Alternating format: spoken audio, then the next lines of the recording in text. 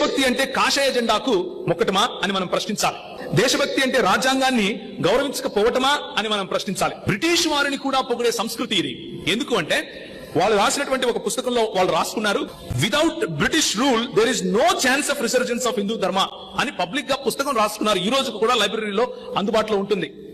అంటే వీరు హిందూయేతరులు ఈ దేశంలో ఎవరైతే ఉన్నారో వారిని ఎదిరించలేని క్రమంలో బ్రిటిష్ వాళ్లను కూడా ఆశ్రయించగల సంస్కృతి.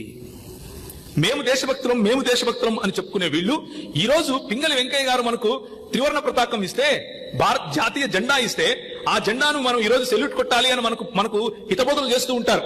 కానీ ఈ హిందూ ఎక్స్ట్రీమిస్ట్ ఎవరైతే ఉన్నారో కాషాయ రంగం కట్టుకుని హిందువులను చీల్చడానికి ప్రయత్నం చేస్తున్నారో, భారతదేశాన్ని చీల్చడానికి ప్రయత్నం చేస్తున్నారో, వాళ్ళు రాసుకున్న పుస్తకం 14 జూలై 1946 నాగ్పూర్ లో జరిగిన గురు పూర్ణమి కూడికలో గోల్వార్కర్ ఏమంటున్నాడు అంటే, మాకు ఒకటే జెండా, అది కాషాయ జెండా. మేము ఈ త్రివర్ణ పతాకాన్ని ఏనాడు హిందూ దేశంగా దానికి పతాకంగా అంగీకరించము అని చెప్పారు. దాన్ని ఆయన we are drifting away from our culture అని పేరు పెట్టుకున్నాడు. మనమంట సంస్కృతి నుంచి దూరం వెళ్ళిపోతున్నామంట. వీళ్ళు దేశభక్తులు, మనం దేశభక్తులం కాదు. ప్రశ్నించగలగాలి, తిరిగి మనం ప్రశ్నించగలగాలి. అలాగే త్రివర్ణ పతాకం పైన ఈ రోజు కూడా ఆర్ఎస్ఎస్ యొక్క వాళ్ళ ఐడియాలజీని చూస్తే వాళ్ళు ఈ రోజుకు చెప్పుకునేదే ఇది, మా జెండా ఇదే, 1 లీడర్ 1 నేషన్ 1 ఫ్లాగ్. ఇది వాళ్ళ నినాదం. ఆ ఫ్లాగ్ ఏంటి అంటే కాషాయ రంగు కట్టుకున్నటువంటి ఫ్లాగ్.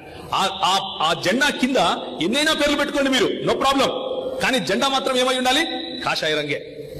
ఇది వాళ్ళ ఆలోచన సరళి, వాళ్ళ ఆలోచన పద్ధతి.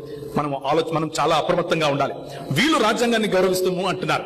వీళ్ళు రాసుకున్న 1940 మద్రాసు నగరంలో 1350 మంది ఆర్ఎస్ఎస్ కార్యకర్తలు ఉన్న సమయంలో గోల్వాల్కర్ ఇచ్చినటువంటి మాట ఇది.